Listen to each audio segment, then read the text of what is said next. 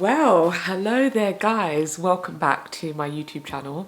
It has been quite some time since I've made a video and I'm really happy and excited to be back. I really have missed it actually, but basically I've not been too well. I'm still not fully myself, but I'm okay enough I think to make some videos now. It's just been a combination of things, including this house extension, which really ran me down to the ground way more than I ever anticipated. But I'm gonna do a video on that anyway because it was a process. And for anybody who's interested in home renovations, whether you're thinking about renovating your home or your future home or anything like that, I think I've got some good tips that I would like to share with you guys, because you know I always like to share my knowledge and anything that I learn from my experiences. So yeah, I think I'm going to do that. But also, if you are new here, thank you so much for joining. Even though I've not been posting, I've had quite a few new subscribers, which is amazing to see. And if you are one of the original people who've been around for some time, it's always great to have you back, and thank you for joining me today. Also, just to point out that if you never want to hear my intros, because I do ramble a bit, I like to set the scene before I just get into the video sometimes. I've always got the timestamps down below in the description, so if you think I just want to get to the point, just always head down to the description and you can skip forward to the parts that you want to listen to and skip the parts that you don't want to listen to. So in today's video, it's going to be a bit of a chatty one. This video idea actually just came to me about 2 hours ago. I've not actually taken any notes or anything for it, but it's just things on the top of my head that I just kind of want to share. And yeah, I just want to try a different form of video content creation, I guess, just to kind of chat and not always have points. So really, today's video is all about things that I have done or am doing to really prepare myself for my finances in my 30s, and things that I've just found really useful, things that have really changed my life. I'm turning 30 this year, in a couple of months, well, maybe 6 months or so, and yeah, that's kind of a big deal.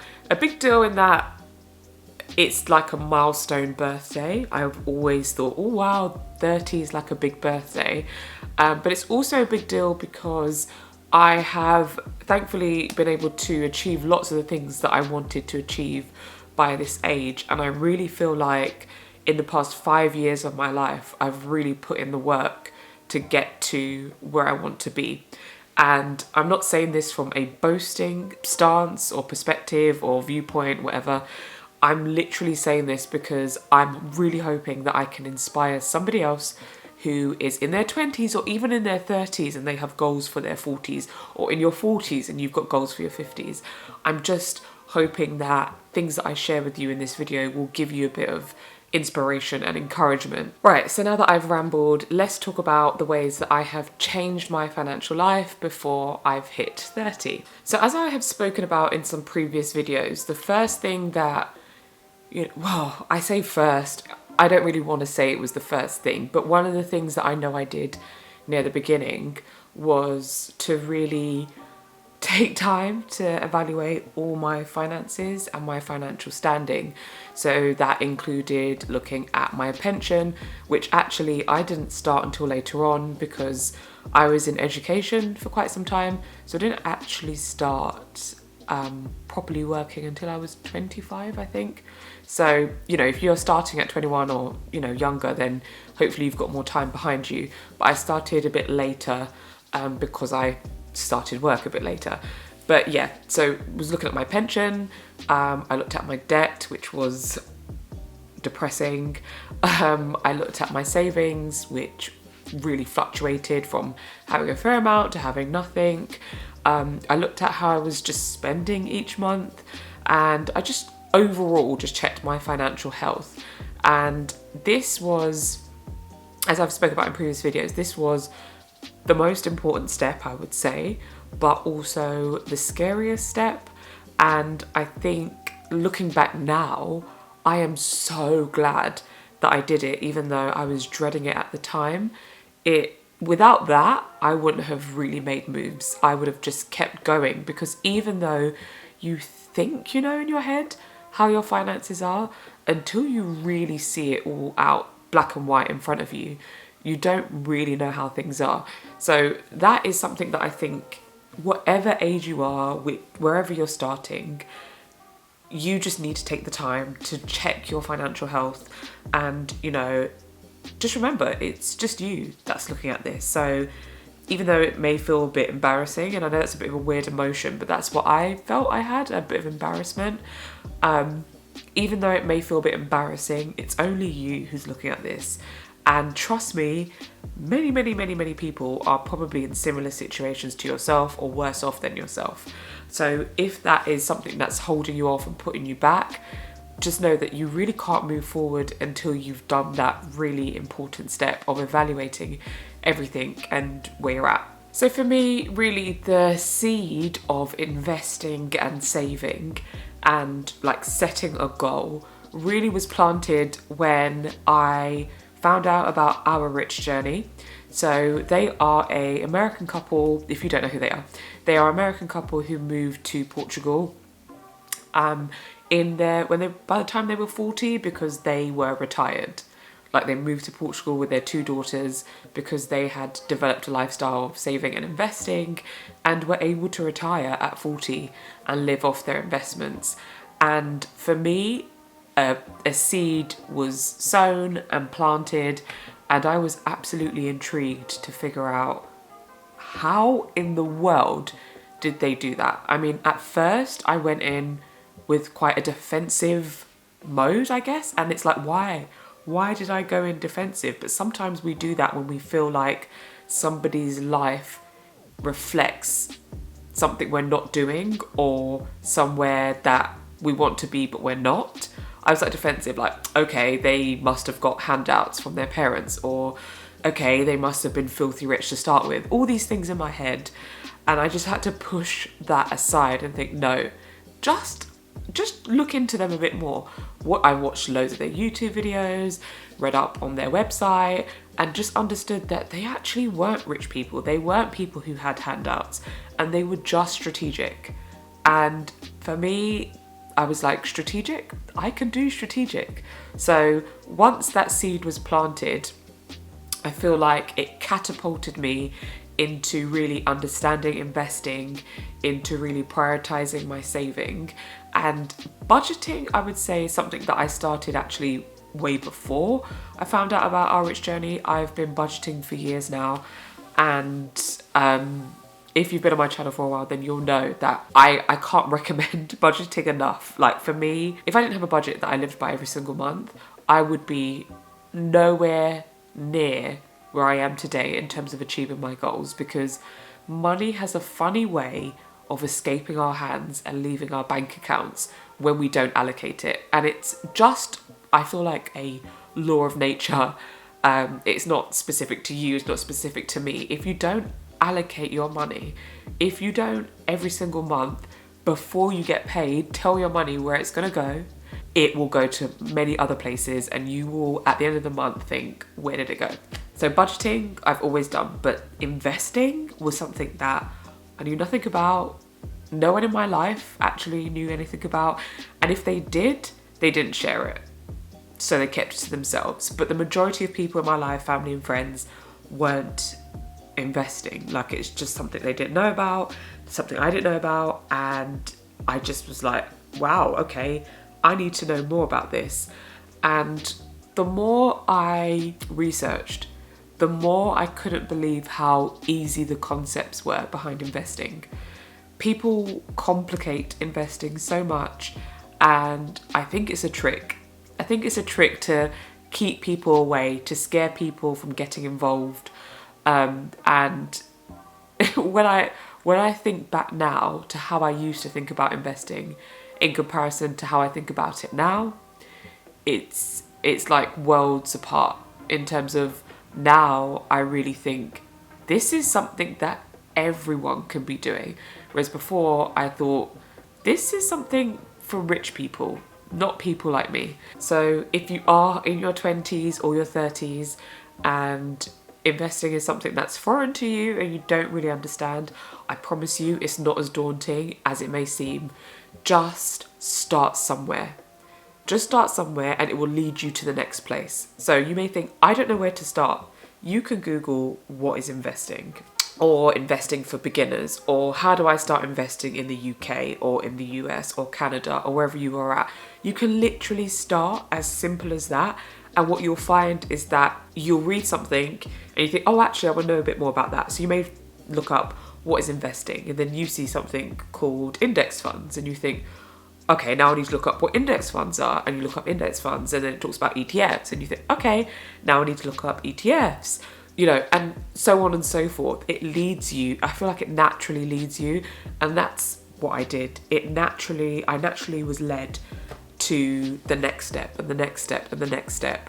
But the really important key there was just to start.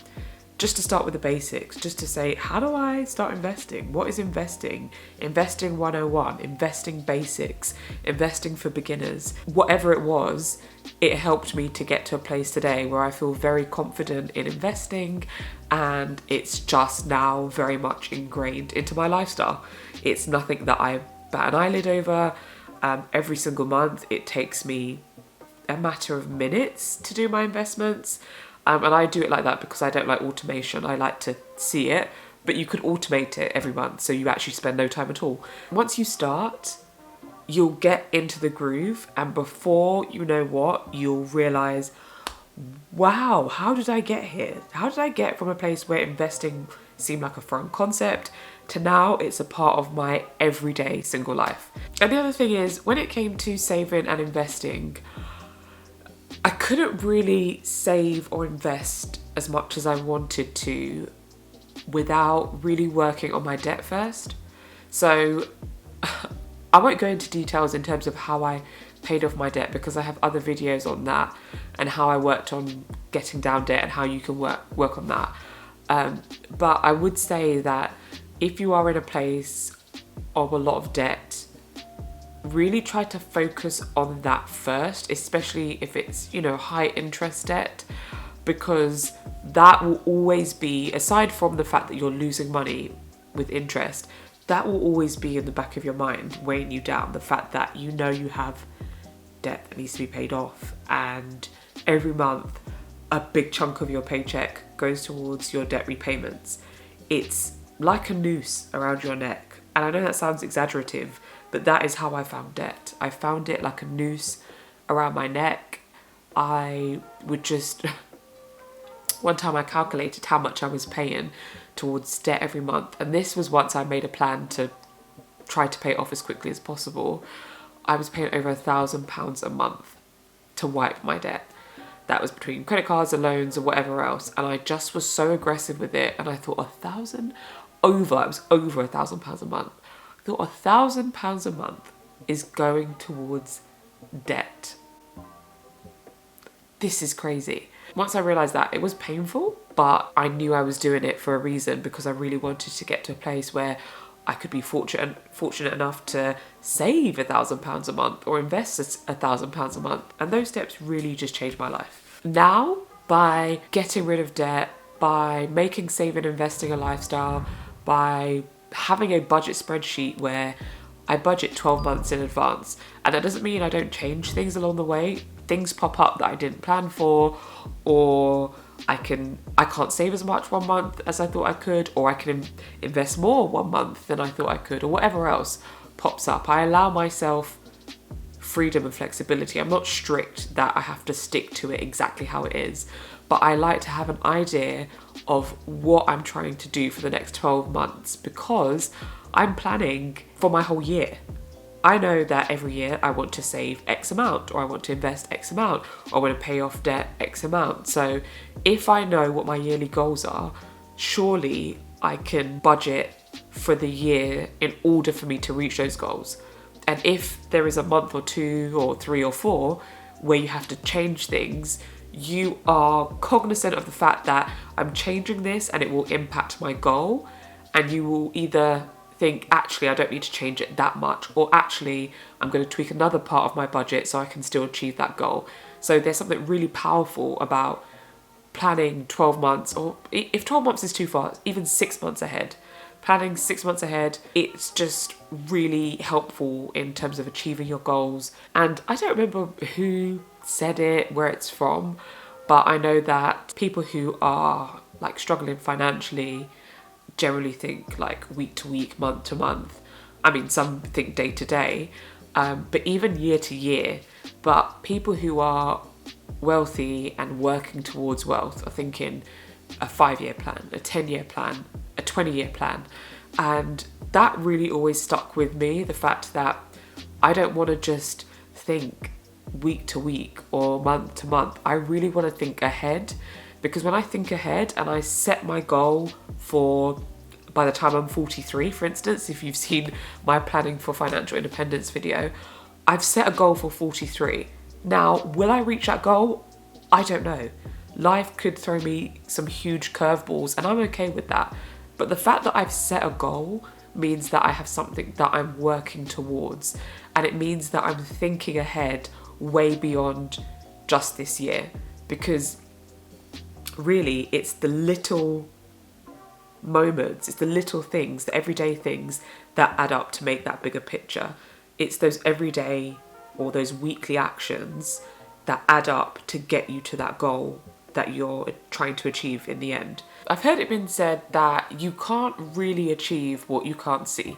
So essentially, if you've never seen somebody achieve similar things to what you want to achieve, it's very hard to get there. I'm not saying it's impossible, but it's more difficult to get there because you've never seen it be done before. And so, you know, I think another thing that I have just really appreciated is this YouTube community. Finding people on here that I look up to and, you know, think, wow, if they can achieve that, then I think I can achieve it too, in terms of my financial goals and stuff. But also at the same time, personal finance is really, really personal. And I know that's really cliche, but it's actually really important in terms of you setting your own goals. You don't need to copy anybody else. You don't need to copy everything that somebody else is doing. And if you do, it's quite weird because you have a very different life to that other person. We all have such unique lives. You know, some of us may want to have kids, some of us may not. Some of us may want to live in a big house, some of us are happy with a small house, some of us want to drive really fancy cars, some of us are happy with a more basic car. You know, we've got all these different ambitions and goals and desires, and so our personal finances should reflect that. There's nothing wrong with how you choose to do it.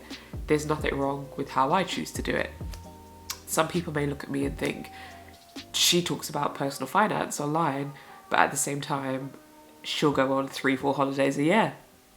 Yes, I will happily go on 3-4 holidays a year because that's what I prioritize in my life. I also prioritize my home and working towards making it look beautiful and feel comfortable and be my sanctuary in a way. So it's okay to spend on areas that are important to you and not spend on areas that aren't as important to you. Just remember on your journey, don't let anybody make you feel a certain way about what you decide to do. You set your goals, you tangibly lay out what those goals are, what you need to do. Be specific, you know, those SMART goals and stuff. Be specific about what you need to do and then work towards it, irrespective of what anybody else says. So I'm not quite sure how long this video is going to be because I've had to stop recording 3 times.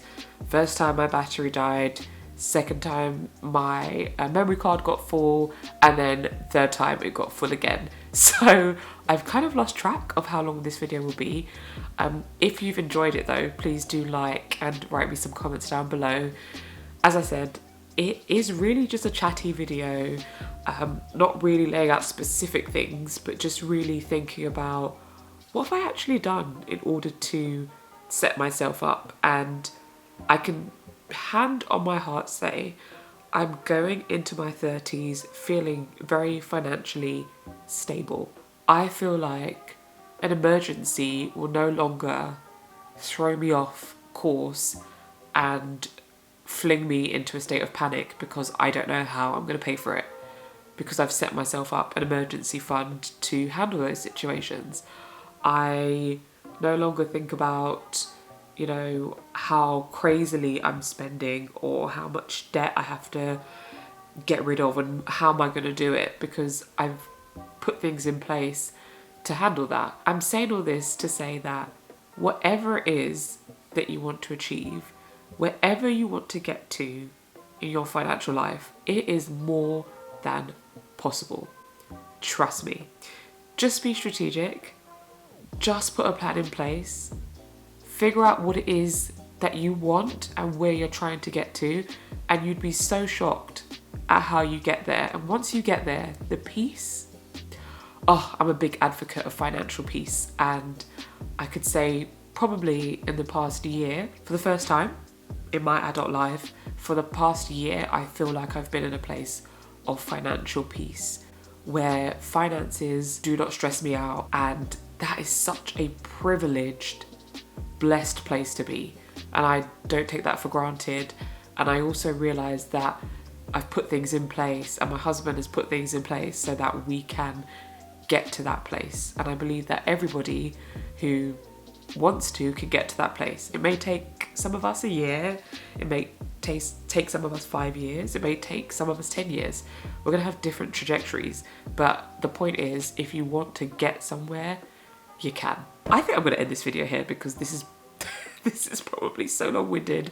It's been so great though to get back, record, and just kind of let some things off my chest and hopefully give you some insight or encouragement or inspiration or food for thoughts for your own life, whether you are in your 20s or your 30s or your 40s, or whatever age you are. I hope that there's been something in this for you that you can, you know, take home with you. Take home, you're probably already at home, but take in your mind with you and really reflect. And yeah, write me some comments down below if you've got some things you want to add. There's loads I didn't cover because I didn't make notes, but I like this style. So thank you so much for joining me today. It's been a great pleasure, and I look forward to seeing you in the next video real soon.